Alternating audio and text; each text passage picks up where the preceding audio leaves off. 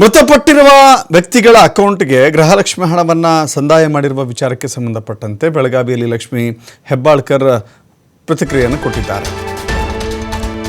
ನೋಡಿ, ಮೊನ್ನೆ ಅಷ್ಟೇ ವಿಧಾನಸಭೆಯಲ್ಲಿ ಈ ವಿಷಯ ಪ್ರಸ್ತಾಪ ಆಯಿತು. ಮಹೇಶ್ ತೆಂಗಿನಕಾಯಿ ಇದನ್ನು ಪ್ರಸ್ತಾಪ ಮಾಡಿದ್ರು. ಸದನದಲ್ಲಿ ನೇರವಾಗಿ ಲಕ್ಷ್ಮಿ ಹೆಬ್ಬಾಳ್ಕರ್ ವಿರುದ್ಧ ಆರೋಪವನ್ನು ಮಾಡಿದ್ದಾರೆ.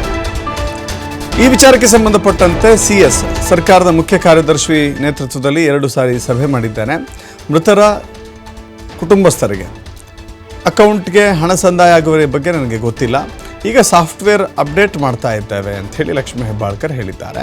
ಮರಣ ಪ್ರಮಾಣ ಪತ್ರಗಳನ್ನು ಪರಿಶೀಲನೆ ಮಾಡಬೇಕಾಗಿದೆ. ಹೀಗಾಗಿ ಅದನ್ನು ತಡೆ ಹಿಡಿಲಿಕ್ಕೆ ಇಂಥದ್ದೆಲ್ಲವನ್ನು ಕೂಡ ಮಾಡಿದ್ದೇವೆ ಅಂತ ಹೇಳಿದ್ದಾರೆ. ಅಲ್ಲಿಗೆ ಗೃಹಲಕ್ಷ್ಮಿ ಖಾತೆಯಲ್ಲಿ, ಯಾಕಂತ ಹೇಳಿದ್ರೆ ನೋಡಿ, ಪೆನ್ಷನರ್ಸ್ ಇರ್ತಾರಲ್ಲ, ಸರ್ಕಾರಿ ನೌಕರಿಯಿಂದ ನಿವೃತ್ತಿಯಾದ ನಂತರದಲ್ಲಿ ಪ್ರತಿ ತಿಂಗಳು ಪೆನ್ಷನನ್ನು ಪಡೆದುಕೊಂಡಂಥವರು ಪ್ರತಿ ವರ್ಷ ಬ್ಯಾಂಕಿಗೆ ಹಾಜರಾಗಿ ಜೀವನ ಪ್ರಮಾಣ ಪತ್ರವನ್ನು ಕೊಡಬೇಕು ಅವರಿಗೆ. ನಾನು ಬದುಕಿದ್ದೇನೆ, ನನಗೆ ಇನ್ನು ಮುಂದೆ ನೀವು ಪೆನ್ಷನನ್ನು ನನ್ನ ಅಕೌಂಟಿಗೆ ಹಾಕಬಹುದು ಅಂತ ಹೇಳಿ.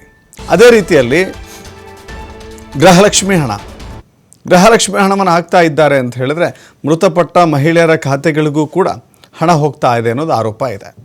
ಹಾಗಾದರೆ ಅದಕ್ಕೆ ಪರಿಶೀಲನೆ ಹೇಗೆ? ಯೋಜನೆ ರೂಪಿಸುವಾಗಲೇ ಅದರ ಪ್ರೋಸ್ ಆ್ಯಂಡ್ ಕಾನ್ಸನ್ನು ಯೋಚನೆ ಮಾಡಬೇಕಾಗಿತ್ತು ಅನ್ನೋದು ಇಲ್ಲಿ ಮೇಲ್ನೋಟಕ್ಕೆ ಗೊತ್ತಾಗುತ್ತೆ. ಸದ್ಯಕ್ಕೆ ಹೇಳ್ತಾ ಇದ್ದಾರೆ ಸಚಿವರು, ನಾವು ಸಾಫ್ಟ್ವೇರ್ ಅಪ್ಡೇಟ್ ಮಾಡ್ತಾ ಇದ್ದೀವಿ, ಎಲ್ಲ ಮಾಹಿತಿಯನ್ನು ಕೂಡ ಪಡೆದುಕೊಳ್ತಾ ಇದ್ದೀವಿ. ರಾಜ್ಯ ಸರ್ಕಾರದ ಮುಖ್ಯ ಕಾರ್ಯದರ್ಶಿ ಅವರ ಜೊತೆಗೆ 1-2 ಸಭೆ ಆಗಿದೆ, ಪ್ರತಿಯೊಂದು ಕೂಡ ಅಪ್ಡೇಟ್ ಮಾಡ್ತೀವಿ ಅಂತ ಹೇಳ್ತಾ ಇದ್ದಾರೆ. ಹೀಗಾಗಿ